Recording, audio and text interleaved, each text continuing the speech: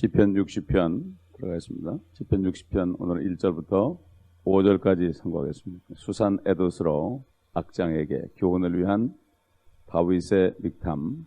그가 아람 나하라임과 아랍 소바와 싸우고 요압이 돌아와 소금 골짜기에서 에돔을 쳐 1만 2천 명을 죽였을 때, 오 하나님이여, 주께서 우리를 내버리셨고 주께서 우리를 흩으셨으며 주께서 기뻐하지 아니하셨으나 오 우리에게로 다시 돌이키소서.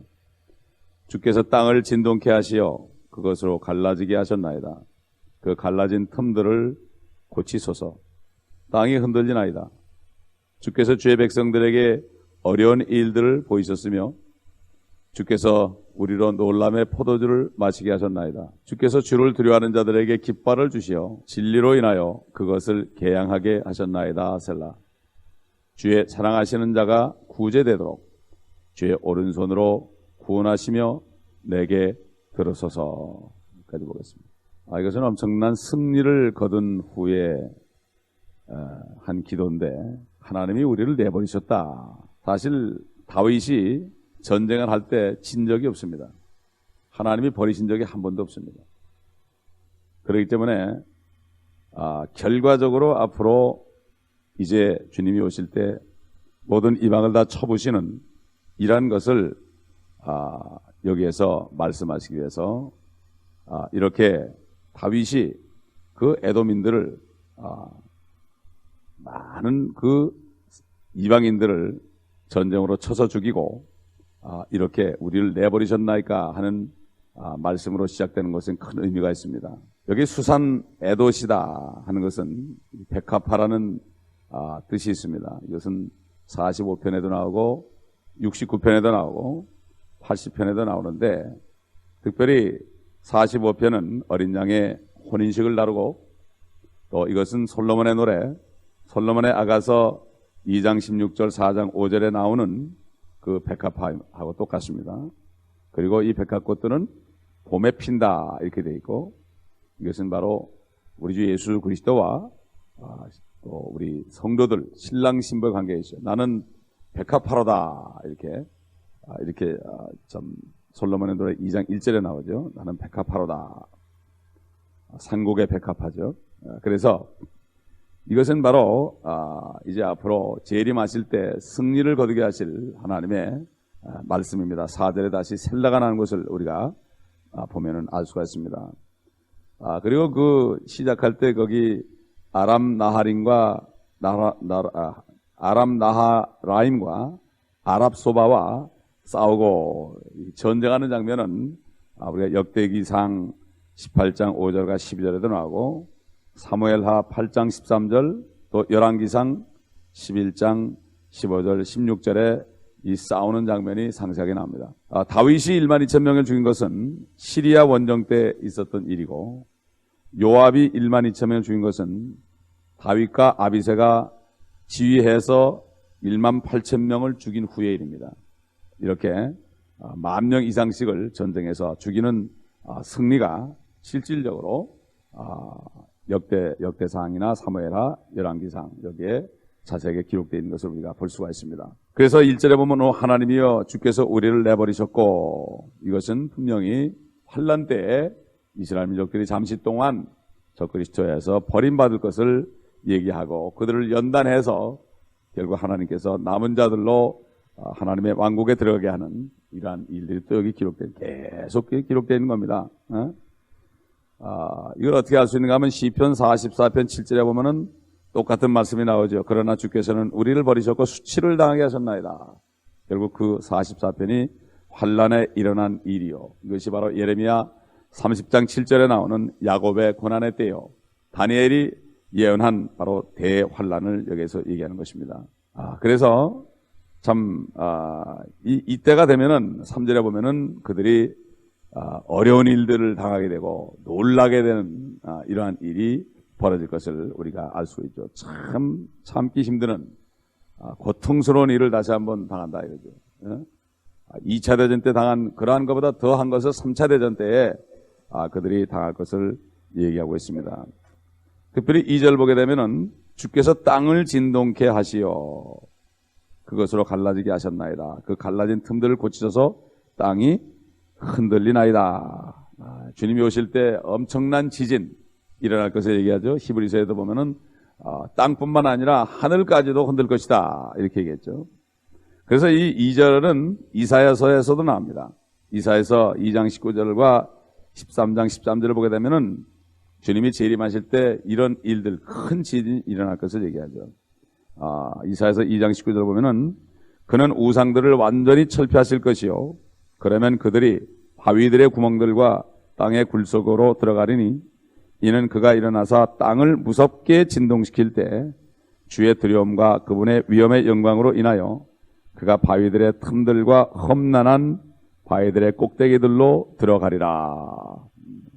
이건 분명한 말씀이죠. 그 다음에 13절에 봐도 그러므로 내가 주의 맹렬한 분노의 날에 만군의 주의 진노로 하늘들을 흔들고 땅을 그 자리에서 옮겨버리리라. 엄청난 지진입니다. 땅이 옮겨질 정도입니다. 그리고 나서 이제는 깃발을 주실 것이다. 4절 보게 되면은 주께서 주를 두려워하는 자들에게 깃발을 주시어 결국은 승리하게 하신다. 진리로 인하여 그것을 개양하게 하셨나이다. 오늘 아침에는 특별히 깃발에 대해서 깃발 그러면 승리죠. 깃발 그러면 승리를 얘기하죠. 우리 여호와 니시는 우리의 승리의 깃발이 되시는 하나님이죠. 깃발 참 중요하죠. 나라마다 다 깃발이 있습니다. 이사야서 49장 22절로 23절 보면은 언제 깃발을 들 것인가 이것이 나옵니다. 주 하나님이 같이 말하노라. 보라, 내가 이방인들에게 내 손을 들고 그 백성들에게 내 깃발을 세우리니 그들이 네 아들들을 그들의 팔에 안고 데려올 것이요 네 딸들을 그들의 어깨 위에 메고 올 것이라. 왕들은 네 양 아버지들이 되며 그들의 여왕들은 네 양 어머니들이 될 것이라. 그들이 얼굴을 땅에 대고 네게 절하며 네 발에 먼지를 핥을 것이요 그러면 너는 내가 주인 것을 알게 되리니 이는 나를 기다리는 자들은 수치를 당하지 않을 것입니다. 주님이 오실 때 주님은 이 땅에 수치를 당했지만 주님 앞에 그들이 땅을 핥을 것이요 이방인들이 또 이스라엘이 계속 고난을 당했지만 이스라엘 민족들이 이스라엘 민족 앞에 와서 모든 민족들이 그들의 발을 핥을 것이요 또 마찬가지로 주님의 신부된 그리스도인들 이 땅에서 고난받는 자들이 주님의 신부가 되어서 주님과 함께 올 때 그들이 주님 앞에서 먼지를 핥을 때 발에 먼지를 핥을 때 우리는 함께 주님과 서 있을 것입니다. 나를 기다리는 자들은 수치를 당하지 않을 것입니다. 깃발이라는 것은 바로 수치를 변해서 영광을 주는 거죠. 승리케 하는 거죠. 이사야서 59장 19절에도 또 나옵니다. 그리하여 그들은 서쪽으로부터 주의 이름을 두려워할 것이며 태양이 떠오르는 곳에서부터 그의 영광을 두려워하리라.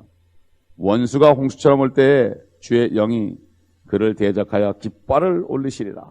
깃발을 올리시리라. 그 다음에 우리 잘 아는 이사야서 11장 10절과 12절에도 나오죠. 천년왕국에 이루어질 거죠.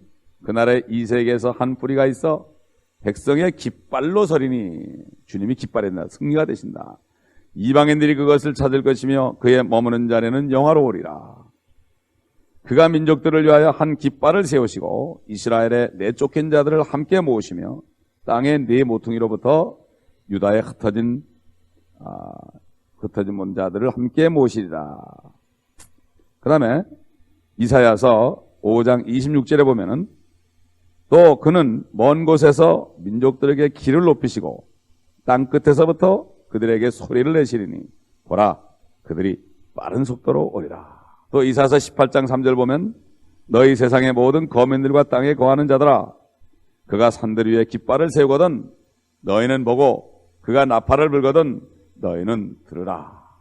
너희는 들으라. 주님이 오실 때 나팔로 임하죠. 휴거 때도 나팔로 임하고 재림 때도 나팔로 임하기 때문에 바로 장막절은 나팔절이다 이렇게 얘기하죠. 또 스가랴서 9장 16절에 받아 나옵니다. 여러 군데 있죠.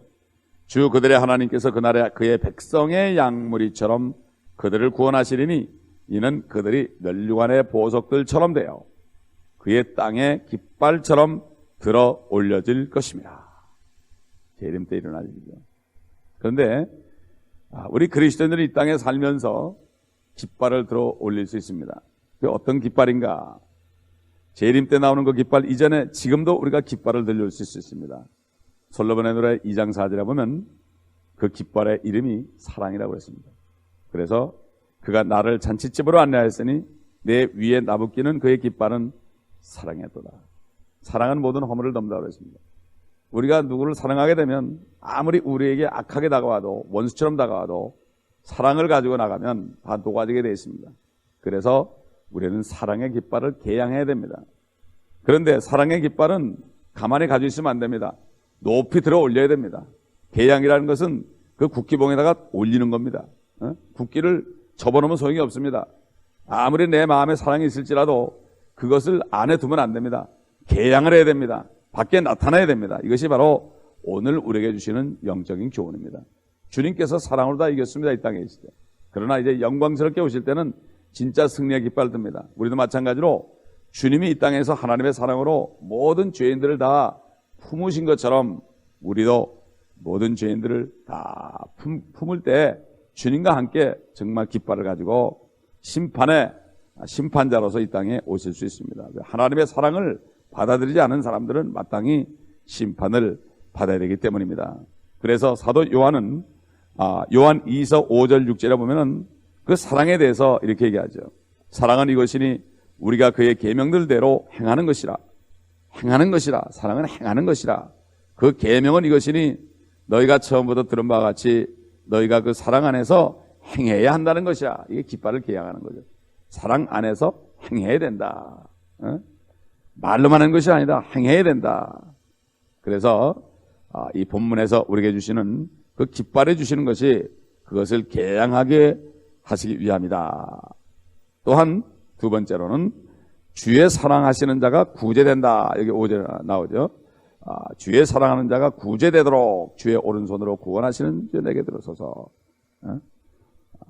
개양만 할 뿐만 아니라 개양할 때에 하나님의 사람들이 도움을 받아야 된다. 구제되기 위함이다. 그러므로 교회가 처음 생겼을 때 구제하는 일이 교회에서 제일 먼저 생겼습니다.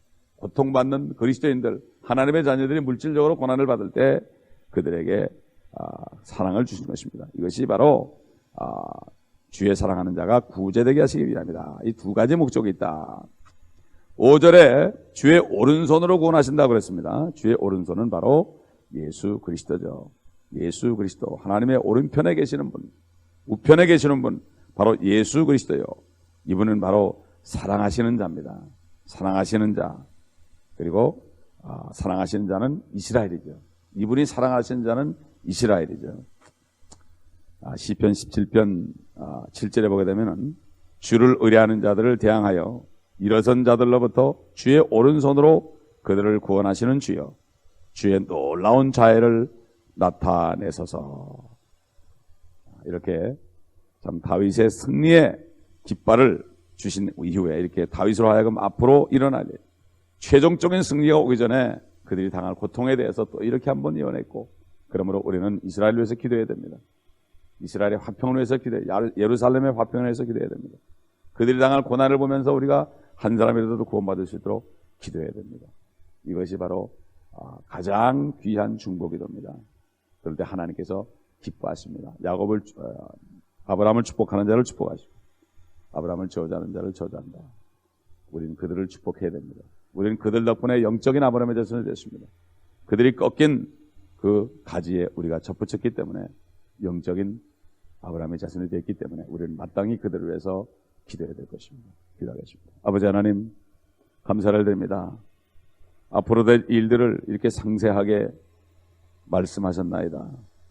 아버지 하나님, 우리도 유대인들처럼 이제는 승리의 깃발을 날리는 그날까지 사랑의 깃발을 들어 올리고 모든 악을 이겨내며 죄인들을 품으며 핍박하는 자들을 품으며 십자가를 지고 견디고 하나님의 사랑으로 모든 것을 이기고 마침내 승리의 깃발을 주님과 함께 개양하고 나타나는 그날을 소망하는 삶을 살게 하여 주옵시기를 간절히 기도합니다. 아버지 하나님, 저희가 이 사랑의 깃발을 올릴 수 있도록 아버지, 우리 마음속에 아버지의 사랑을 성령님을 통하여 풍성하게 부어주셔서 우리의 소망이 부끄럽지 않은 것을 나타내는 삶을 살게 하여 주옵소서. 우리 주 예수 그리스도의 이름으로